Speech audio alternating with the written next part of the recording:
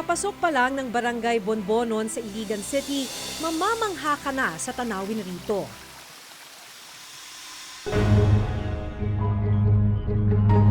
Pero sa gitna ng kabundukan, may umaalingasaw.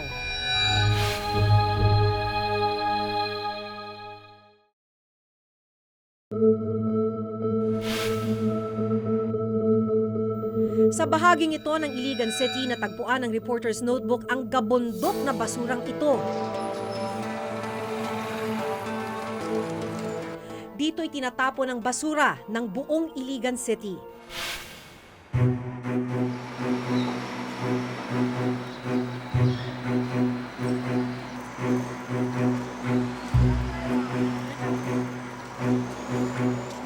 Sa dami ng binabagsak na basura dito kada araw, nagmimistula na tong bundok. Ngayon, ang delikado kasi sa ganitong dump site, naghahalo-halo yung mga basura, maraming kemikal na delikado sa kalusugan ng tao. Lalo na kung yung mga kemikal na ito, yung katas ng basurang ito ay mapunta sa groundwater at mainom ng tao. August 2013, binuksan ng dapat sana ay 5 ektaryang sanitary landfill dito sa Iligan City. Pero sa kasalukuyang kalagayan nito, isa na ito ngayong open dump site. Kung tutuusin, taong 2000 pa nang isabatas ang Republic Act 9003 o ang Ecological Solid Waste Management Act. Batas na nagbabawal sa lahat ng open at controlled dump site. Dahil halo-halo na ang itinatapon rito, sa halip na makontrol ang pagdami ng basura, naging gabundok ito. Naglagay ang dating administrasyon ng Iligan City ng treatment box sa ibaba ng dump site para masalo at masala ang katas ng basura. Pero dahil tone-tonelada na ang basura rito, umaapaw na ang lamang katas ng treatment box. Hindi na rin ito nasasala at natitreat ang katas ng basura. Ang maruming katas dumidiretso sa ilang yamang tubig.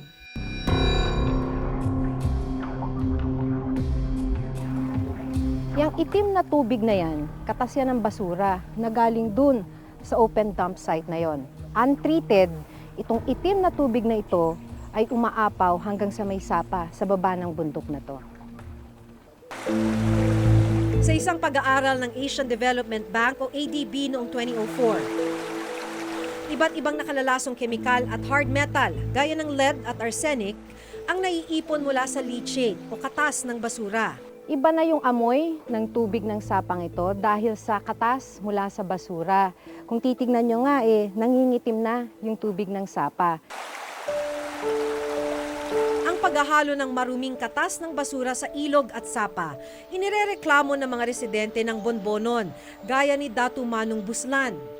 Ini-open nila ang punta sa mga creek, ang leasy water, talagang mapula, punta doon sa kabaksan ng river, punta doon sa Dujungan Falls, at nandoon sa mga kabahayan. Iyon ang dahilan na nagreklamo sila. Nagkakasakit na rin daw ang ilang residente dahil sa amoy ng basura. Nagkukuha kami ng mga isda.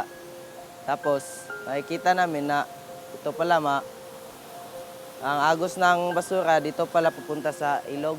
Ang kulay niya kasi parang soft drinks. Pagdating niya dito, yun na, hindi na katulad nito. Sa totoo lang, hindi dapat dumidiretso ang lahat ng basura sa itinayong landfill. Dapat sana, ang mga nasegregate na basura ay daraan muna sa isang tinatawag na Materials Recovery Facility o MRF. Sa MRF, inaasang mapoproseso ang mga basura para mahiwalay ang mga nabubulok, hindi nabubulok at maaaring iresiklo. Sa MRF din dinadala ang mga basura ng mga residente upang maihiwalay ang mga maaari pang pakinabangan. Pero sa basurahang ito sa Iligan City, magdadalawang taon nang hindi napakikinabangan at nakatenga ang MRF. Kinakalawang at inaagyo na itong Material Recovery Facility. Dito dapat pinaghihiwa-hiwala yung iba't ibang klaseng basura. Ang itinayong MRF, 20 tonelada ng basura lang ang kayang iproseso kada araw. Pero ang itinatapong basura rito umabot sa 80 hanggang 100 tonelada. 80 hanggang 100 tonelada ang ibinabagsak sa open dump site na ito kada araw. Galing yung mga basura na yan mula sa 31 barangay ng Iligan City. Kailan panahin itong itong mga makina dyan sa pagkakaalam mo? Umaandar naman yan, sir, pero hindi palagi. Hindi palagi. Oh. Bakit daw po? Minsan kasi nasisira, tapos minsan nababarahan ng basura.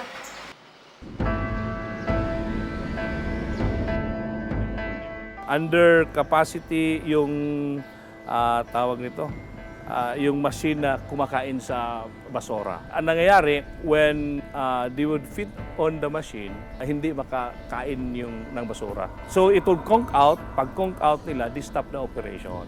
Pero ano mo nangyari? Kung dati kaya ng 20 tons, bakit po walang operational ngayon? Hindi talaga umaabot ng ano. Kasi when they started operating it, yung machines conked out. So hindi, maraming nasira talaga ng mga machines. So hindi na ho talaga mapakinabangan. Kaya hindi makipakinabangan at the moment. Mahigit 1 taon lang umandar at napakinabangan ang mga makinaryang pinondohan para sa basura ng syudad. They tried to repair the makina, pero mga people who were working here, they give up. Hindi kaya. They give up, hindi kaya. Hindi kaya. Plus, ang problema is compounded. Dapat masegregate. Masegregate. muna bago ipapasok. Bago, kapag kanilang, meron ding final segregation sila. Pero walang hindi nagawa. Pero ang problema ho itong MRF ninyo ay nakatiwangwang lang po. That's right. We wanted to make this function. No? And the mayor wanted to make this operational. Only to realize na supposedly yung sabi nila ang CMRF can eat up like as much as 60 to 80 tons daily. Pero when the actual operation was done, it could hardly consume 20 tons a day. At dahil walang matinong MRF, padami ng padami ang basura rito sa Barangay Bonbonon. Nito lamang nakaraang taon, naghain ng petisyon ng mga residente ng Barangay Bonbonon para maipasara ang dump site. Ano na nangyari sa pakikipaglaban ninyo? Kung inihintay namin, kung may resulta ba wala. Hindi ba labag yan sa kuan, balaod? Labag yan sa kuan. Oo, bawal. Bawal yan, open field.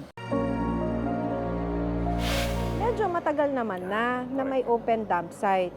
Pero bakit ho hindi ginawa ng paraan ng LGU? We tried actually to make other landfill that will not have this kind of magnitude of the problem. We have opened up a new landfill.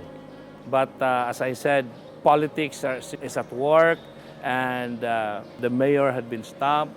There are threats of filing a case against him because the new dam site has been opened without approval of the council and so on and so forth. We have to stop and we have to bring the garbage again here. The best we can do is suggested by the DNR and academia is to put all this garbage down to the pit. We have that pit that have been made, and then we have to be strict in applying the chemicals that should treat. Kaso wala pa rin hong Kaya chemical, wala. untreated hanggang ngayon. That's how government works. Now that I am in the government, it is one of my frustrations.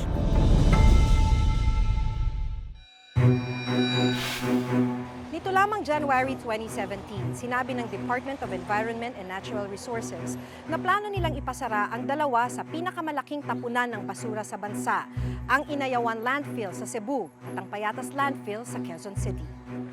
Iba, lalo pa kung maggagawa pa ng di maganda. Kasi ito lang naman ang alam nilang trabaho. Tapos tatanggalin pa.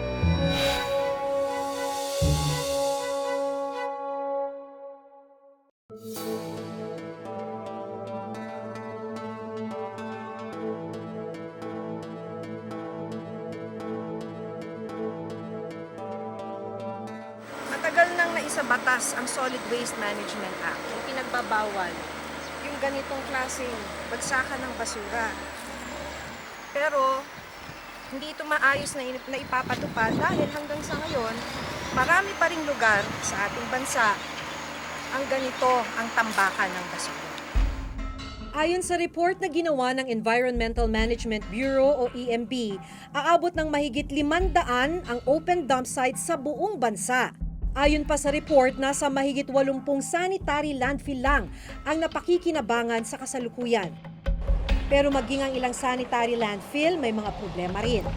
Nito lamang January 2017, sinabi ng Department of Environment and Natural Resources na plano nilang ipasara ang dalawa sa pinakamalaking tapunan ng basura sa bansa, ang Inayawan Landfill sa Cebu at ang Payatas Landfill sa Quezon City.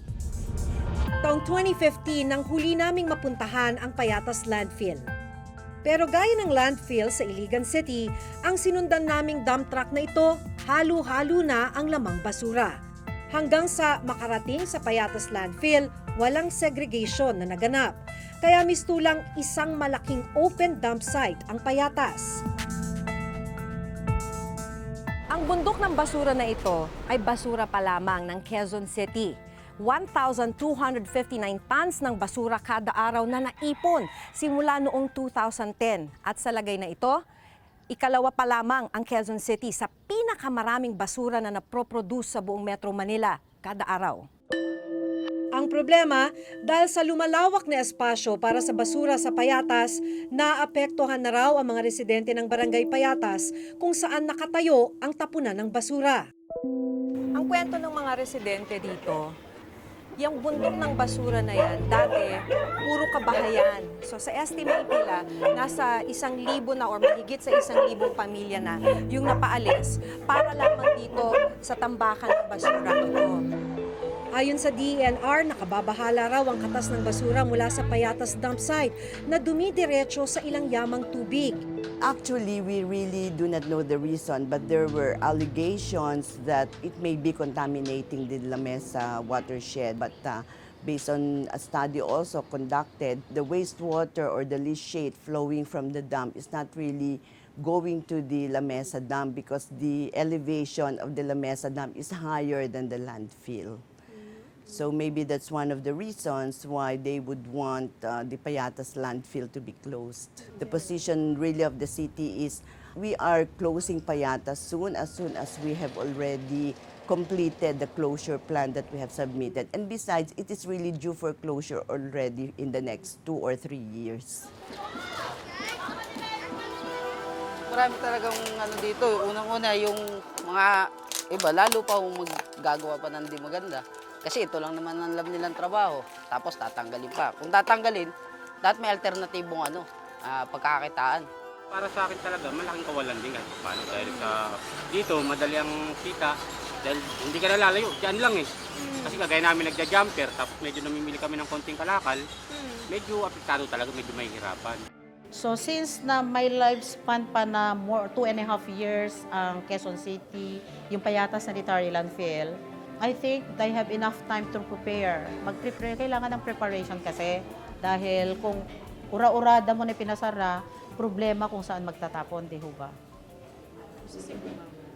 Sa Cebu, ganun din ha. Hindi nalalayo ang itsura ng Inayawan Landfill sa Cebu sa Payatas dump site. Halo-halo na ang basura sa Inayawan. September 2016 nang irekomenda ng Department of Health sa Cebu na maipasara na ang Inayawan Landfill. Matapos kasi ang ginawa nilang inspeksyon sa dump site, nalalabag umano ng namamalakad ng landfill, ang Clean Air Act, Ecological Solid Waste Management Act at Sanitation Code of the Philippines.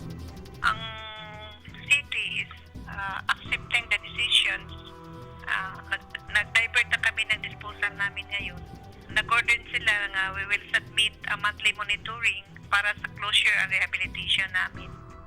Ayon sa DENR, binibigyan pa nila ng pagkakataon ang lokal na pamahalaan ng Quezon City at Cebu City para makahanap ng alternatibong tapunan ng basura. Noong nakaraang taon, nagsampa ng kaso ang National Solid Waste Management Commission sa 50 LGU dahil sa patuloy na pagkakaroon ng open dump sites sa kanilang lugar. Nakasaad sa Solid Waste Management Act na obligasyon ng mga lokal na pamahalaan ang tamang pagtatapon ng basura. Kabilang na riyan ang paghihiwa-hiwalay ng mga basura mula sa mga kabahayan. Tamang operasyon ng materials recovery facilities kung saan ihihiwalay ang mga pwedeng iresiklo bago itapon ng basura sa landfill. Wala sang environmental protection, hindi naproprotektahan yung lupa so nakokontaminate. Yung iba tabing ilog, daluyan ng tubig. So malaking pinsala yon sa environment. So since very specific yung RA 9003, yun yung main reason why we filed those cases. Ayon sa Eco Waste Coalition, mahigpit na implementasyon ng Republic Act 9003 ang solusyon sa lumalaking problema sa basura. Sa taong 2020, aabot na ng mahigit 16 na milyong tonelada ang basura ng Pilipinas kada taon, ayon sa National Solid Waste Management Report.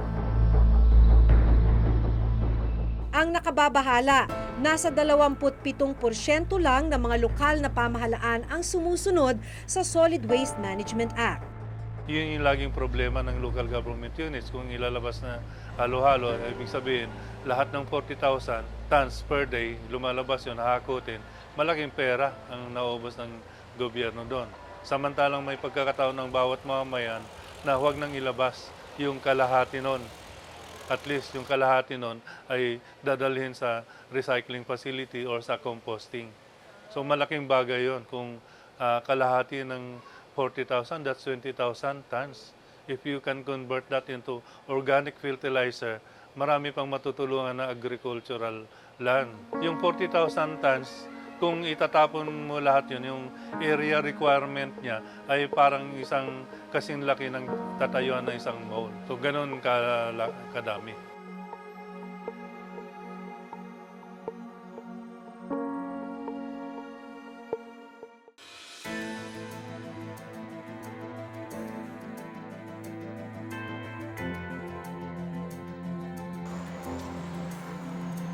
Sinabi na mismo ng mga eksperto na kung hindi masusolusyonan sa lalong madaling panahon, ay maaari tayong malubog sa basura.